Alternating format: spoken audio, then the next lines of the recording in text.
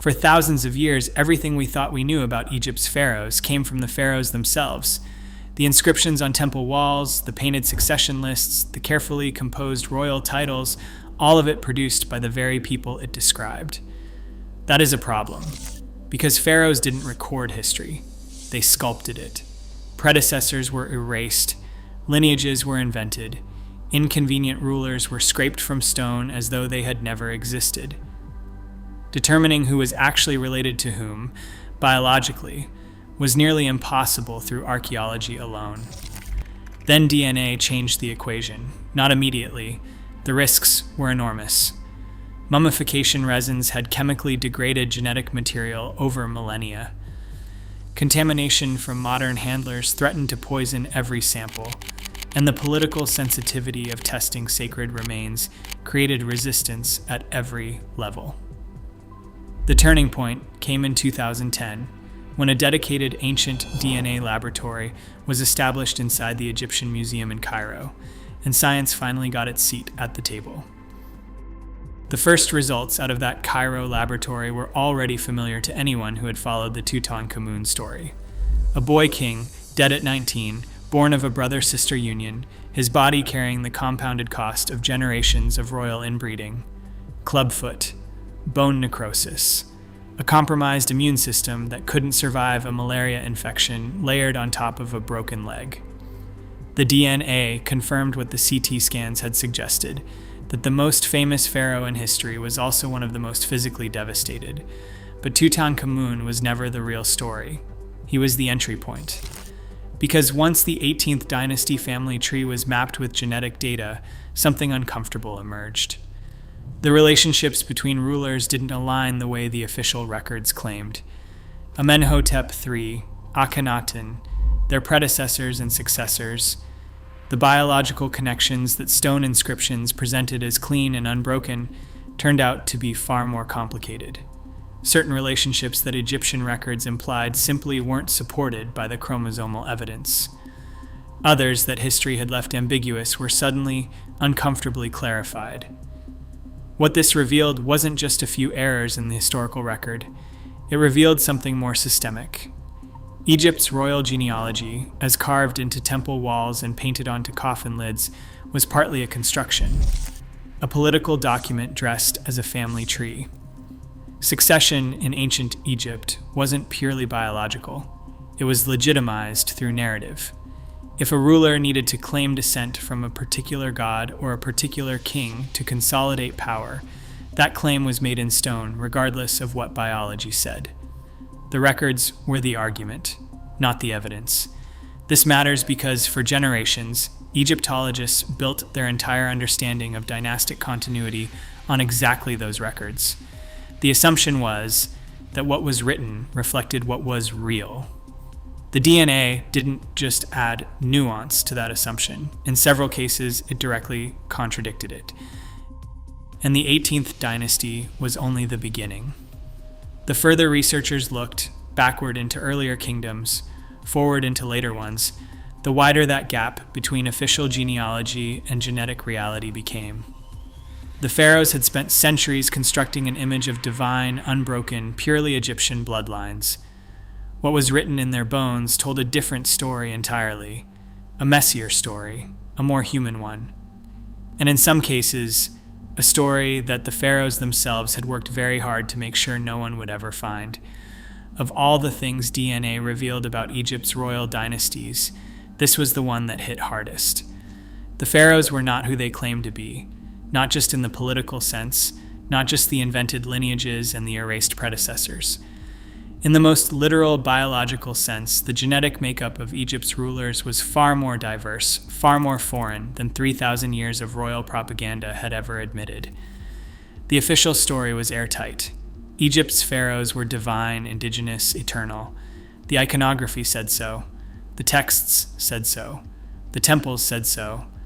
A bloodline descending from the gods themselves, rooted in the Nile Valley since the beginning of recorded time. Foreign peoples appeared in Egyptian art as conquered, as subordinate, as fundamentally other. The pharaoh stood apart from all of them, above all of them. The genome disagreed. Across multiple dynasties and multiple mummy samples, DNA analysis detected genetic markers pointing to origins well outside the borders of Egypt, as its rulers defined it. Sub-Saharan African ancestry, Near Eastern lineages. In some samples, markers more commonly associated with populations from the broader Mediterranean world. None of this appeared in the official record. All of it appeared in the bones. This shouldn't have been entirely surprising. History had already left clues that Egypt's royal identity was messier than its monuments suggested. The Hyksos, a people of Near Eastern origin, didn't just trade with Egypt. They conquered it, ruled it for over a century between roughly 1650 BCE and 1550 BCE, and left a permanent imprint on Egyptian military technology, culture, and almost certainly its population. The 25th dynasty was Nubian, its pharaohs ruling from Sudan, presenting themselves in full Egyptian royal tradition while carrying the genetic heritage of a completely different region. And across multiple dynasties, diplomatic marriages to foreign royal houses weren't rare exceptions. They were standard political tools. Egypt knew all of this. It simply refused to record it honestly. Foreign ancestry was absorbed, repackaged, and presented as something purely and divinely Egyptian. The monuments were the official version. The DNA is the unedited one. What makes this finding so significant isn't the diversity itself, it's the gap. The distance between what Egypt's rulers claimed about their own blood and what their blood actually contained. That gap wasn't accidental. It was maintained deliberately across centuries by the most sophisticated propaganda apparatus the ancient world had ever produced. And it held until now. If one dynasty embodied everything Egypt wanted the world to believe about its pharaohs, it was the Ramessids. Warrior kings, temple builders, the authors of some of the most grandiose royal self-promotion in human history. Ramesses III alone ruled for 66 years, fathered over 100 children, and had his image carved into cliff faces from the Nile Delta to deep Sudan. The message was unmistakable and unrelenting. These were men chosen by gods, descended from gods, as Egyptian as the river itself. Then came the DNA. In 2012, a team published a study in the British Medical Journal focused on Ramesses III, one of the last great pharaohs of the New Kingdom and a ruler whose death had been recorded in ancient documents as suspicious. The judicial papyrus of Turin, written during his own reign, described a conspiracy inside the royal harem to assassinate him and place a different son on the throne. A secondary mummy found near Ramesses III, known for centuries as Unknown Man E and nicknamed the Screaming Mummy for the expression frozen onto his face, had long been a subject of speculation. The body had been buried without proper mummification rites, wrapped in ritually impure sheepskin, a deliberate degradation suggesting punishment rather than honor. DNA settled it. The genetic match between Unknown Man E and Ramesses III was direct and definitive. This was his son Pentawere, the prince named in the ancient conspiracy records as the plot's intended beneficiary. 3,000 years after a papyrus recorded his crime, genetics confirmed it. The conspiracy was real. The assassination had happened, and the screaming face of the mummy suddenly carried a weight it hadn't before. But that wasn't the finding that ignited the sharp academic debate. When researchers analyzed the Y chromosome haplogroup of Ramesses III, what they found was E1b1a, a lineage most commonly associated today with sub-Saharan African populations, particularly across West and Central Africa. For a dynasty that had spent generations presenting itself as the pinnacle of divine Egyptian kingship, the genetic signature was not what anyone had predicted. The debate that followed was immediate and unresolved. What did this lineage mean for the deeper origins of Egypt's most powerful royal house? How far back did it reach? And what did it say about the populations from which the Ramessids had actually emerged beneath all the gold and granite they had stacked between themselves and the truth? By the time the Ptolemies took power, Egypt had already survived invasions, occupations, and dynastic collapses that would have erased lesser civilizations. When Alexander the Great swept through in 332 BCE and his general Ptolemy eventually claimed the throne, a new kind of ruler emerged, one that was foreign by origin but Egyptian by performance. The Ptolemies adopted pharaonic titles, built temples in the Egyptian style, worshipped Egyptian gods, and presented themselves to their subjects as the legitimate continuation of a tradition stretching back to the beginning of time. The performance was extraordinary. The biology behind it was something else entirely. The Ptolemies were Macedonian Greek, and they brought with them a tradition of dynastic intermarriage that made even Egypt's royal incest look restrained by comparison. Sibling marriage wasn't occasional within the Ptolemaic line, it was policy. Brother married sister, generation after generation, in a calculated attempt to keep power consolidated within the smallest possible circle of blood. The political logic was the same logic Egypt's earlier dynasties had followed. The genetic consequences were the same too, only accelerated. Skeletal and DNA analysis of Ptolemaic royal remains has confirmed what the pattern of inbreeding predicted.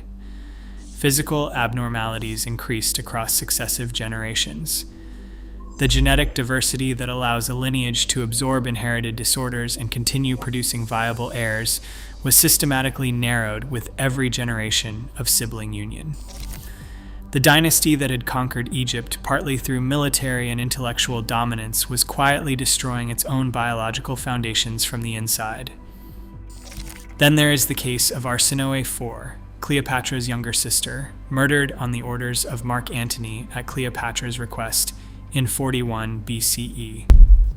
Remains identified as hers were discovered in the Heron of Arsinoe in Ephesus, in modern Turkey. Analysis of her skeleton generated immediate controversy. The skeletal measurements suggested a maternal ancestry that didn't align cleanly with a purely Macedonian Greek origin. The finding was contested, debated, and never fully resolved. But it added another layer to what DNA and physical analysis were revealing about the Ptolemaic line, that even here, in a dynasty famous for its obsessive consolidation of bloodlines, the genetic picture was more complicated than the official story allowed. The Ptolemies performed Egyptian identity for 3 centuries. What science found in their remains suggested that the gap between performance and biological reality had never fully closed. Not for them. Not for any dynasty that came before. What DNA has done to our understanding of Egypt's royal dynasties isn't simply additive. It isn't a layer of detail placed gently over an existing picture. In several cases, it has directly contradicted that picture, peeling back centuries of carefully maintained official narrative to reveal something messier, more diverse, and more human underneath. The dynasties were genetically mixed in ways their own records refuse to acknowledge. Inbreeding was more widespread and more consequentially damaging than previously understood. The boundary between Egyptian and foreign, presented in stone as absolute, was in practice constantly blurred at the highest levels of power. But the work is nowhere near finished. Most royal mummies remain untested. Many samples are too degraded for reliable results. Key lineages remain unresolved. What genetics has given us so far isn't a final answer. It's a more honest set of questions. And those questions, written in bone and base pairs, may outlast every monument Egypt ever built. The golden masks were never meant to be questioned. The temple walls were never meant to be cross-referenced. The divine lineages carved into stone across 3,000 years of Egyptian history were designed to be final, permanent, unchallengeable, beyond the reach of scrutiny. And for a very long time, they were. DNA changed that. Not by disrespecting what Egypt built, but by reading what Egypt couldn't hide. The bones kept a record that no scribe edited and no pharaoh commissioned. And what that record revealed, the foreign blood, the genetic damage, the gap between performed identity and biological reality, tells us something that reaches far beyond Egypt itself. Every civilization constructs the version of itself it wants remembered. Egypt simply did it better than most. The tombs not yet found, the mummies not yet tested, the lineages still unresolved, the genetic history of the pharaohs is still being written. Science has not closed this book. It has finally opened it.